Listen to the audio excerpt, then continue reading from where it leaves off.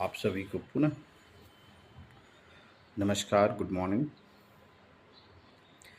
आज मैं फिर से आपके समझ लाइव आया हूँ। जैसा कि हमने आपको पहले बतलाया था कि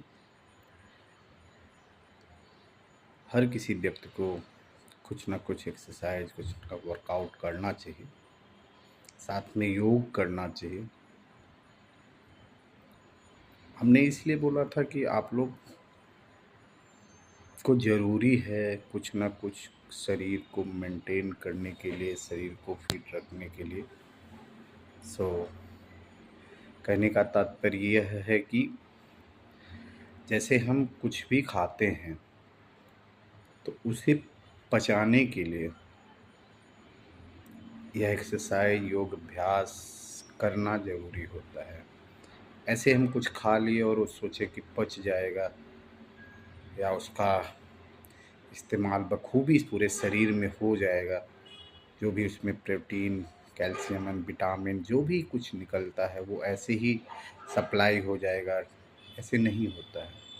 इसके लिए आपको कुछ ना कुछ वर्कआउट, कुछ ना कुछ एक्सरसाइज, योग करना है। योग ही क्यों करना है, ये आपका लाइफ स्टाइल में क्रिएट क्यों करना है, इसलिए कि ये बहुत आसान और सरल तरीका है।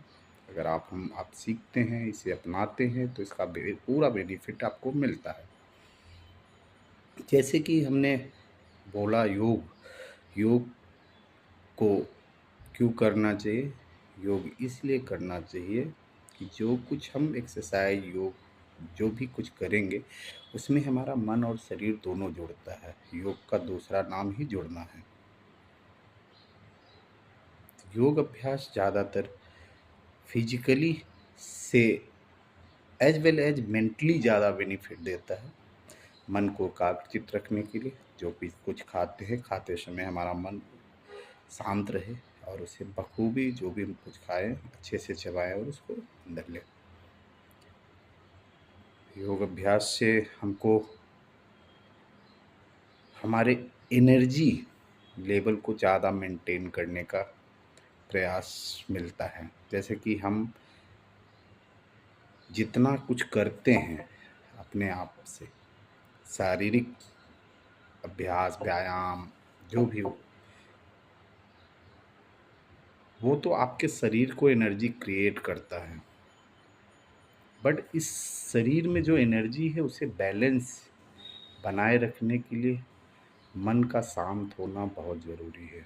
आज की लाइफ स्टाइल में लोगों का शरीर कम चल रहा है, मन ज़्यादा चल रहा है। शरीर चलाने से एनर्जी क्रिएट होती है और मन चलाने से एनर्जी वेस्ट होती है। सकता है बिजनेस पर्सन है तो उनके लिए ज़्यादा अच्छा है कि एनर्जी ज़्यादा वेस्ट करेंगे तो इनकम होगा, आर्थिक स्रोत। बट ज़रूरी है कि इस एनर्जी को, इस इम्यूनिटी को बनाए रखने के लिए मन को उतना ही चलाना है जितना हमें ज़रूरत है।